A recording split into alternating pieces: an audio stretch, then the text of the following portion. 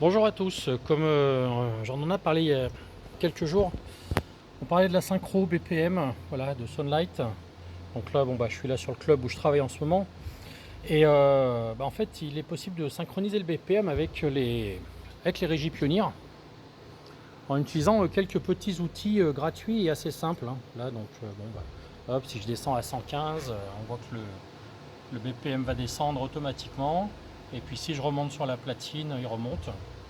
Voilà, pour rechoper le BPM que j'ai indiqué.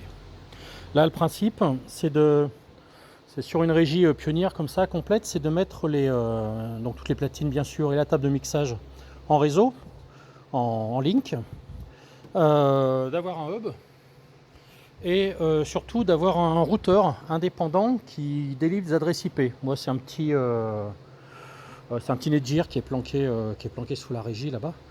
Et en fait, c'est ce routeur qui va donner des adresses IP aux différentes platines, mais le link va marcher exactement de la même manière en fait. Toutes les platines vont être linkées, elles vont se voir entre elles, on peut partager les morceaux entre elles, mais surtout par le biais de ce link, il y a un petit utilitaire qui permet de récupérer les infos.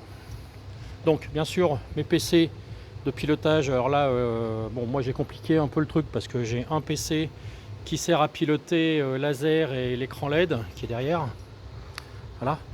Et j'ai un PC pour le Sunlight. Donc là, il y a le PC vidéo là en bas. Et là, on a le PC Sunlight. Voilà.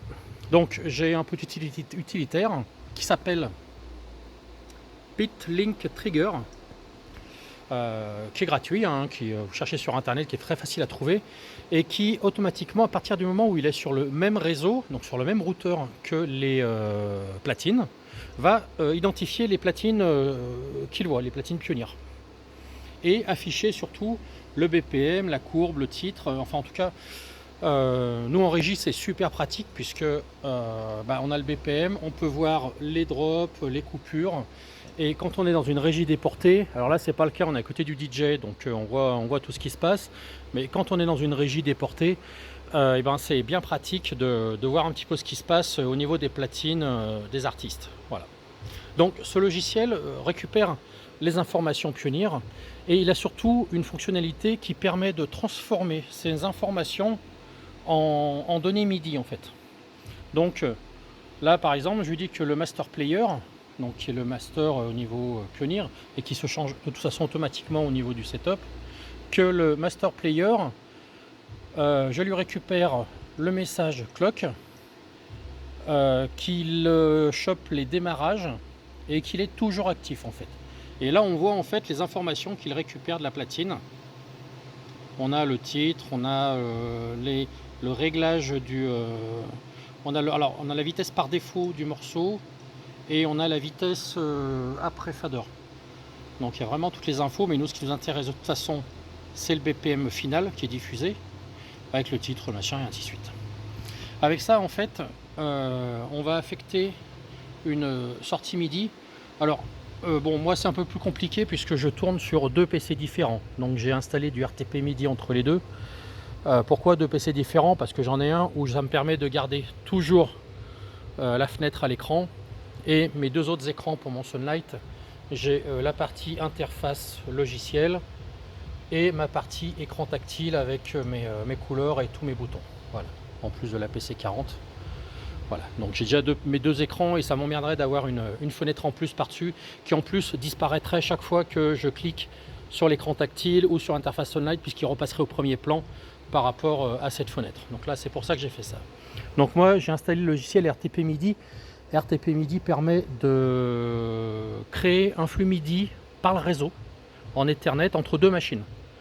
C'est assez simple, on configure les deux machines, on les fait se découvrir entre elles et après le dialogue entre elles en MIDI. On choisit l'interface MIDI comme n'importe quelle interface MIDI sortante pour le logiciel. Donc là je lui dis que mon MIDI output c'est mon autre PC en fait qui est vu par RTP MIDI. Voilà, c'est ça l'icône.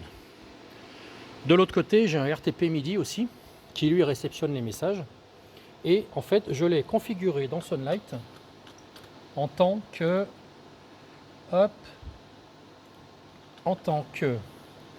MIDI clock BPM. Voilà. Donc là, hop, MIDI clock BPM, et là j'ai coché mon PC, qui est le PC, l'autre PC en fait du coup. C'est que lui il attend les messages de cet autre PC. Et maintenant, si je sélectionne cette icône là, alors qui ressemble, on sait pas trop un peigne, mais bon c'est un piano en fait, hein, c'est des touches de piano, et ça indique qu'on veut passer en MIDI. Là on a le tap BPM, si on veut taper le BPM, et là on a le, pardon je peux pas changer parce que voilà, il y avait la fenêtre ouverte. Là on a le tap BPM si on veut le faire à la main. Voilà, et si je veux repasser en MIDI, je reclique là, et en fait le MIDI envoie les infos. Voilà. Alors, ce qui est transmis, ce n'est pas la valeur du BPM. Il ne transmet pas la valeur du BPM, il transmet le battement.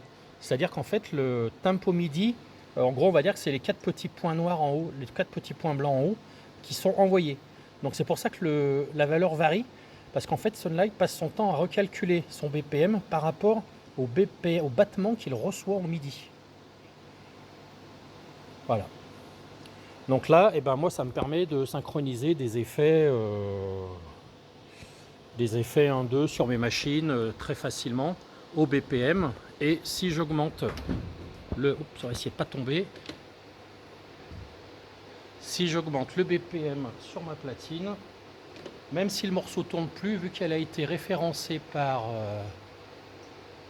sur Recordbox, et ben là le BPM est plus rapide parce qu'il est monté à 138.